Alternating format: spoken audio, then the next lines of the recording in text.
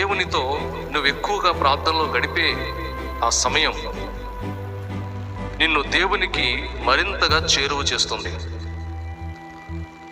ఏ విశ్వాసి అయితే ప్రార్థనలో వెనకబడతారో వాళ్ళు లోకానికి దగ్గరవుతారు.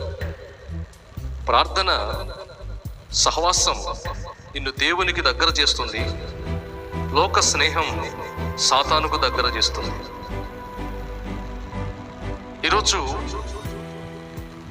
చెడిపోయిన దినాల్లో జీవిస్తున్న విశ్వాసి జీవిత వికాసాన్ని దేవుడు ప్రేమిస్తున్నాడు. నీవు ఒక వికసించే, ప్రకాశించే ఒక దీపంగా ఉండాలని చెడిపోయిన సమాజంలో, చెడిపోయిన ప్రజల మధ్యలో, చెడిపోయిన హృదయాల మధ్యలో క్రీస్తును ఒక విలువైన బిడ్డగా నీవు ప్రకటించాలనేటువంటి ఉద్దేశంతో దేవుడు నిన్ను ఈ మందిరంలో నాటాడు. ఈ మందిరంలో నాటబడిన నీవు ఒక విలువైన బిడ్డగానే నీవు దేవుని దృష్టిలో ఉంటావు. ఏ విషయంలో కూడా నువ్వు నిరాశపడడానికి వీలు లేదు.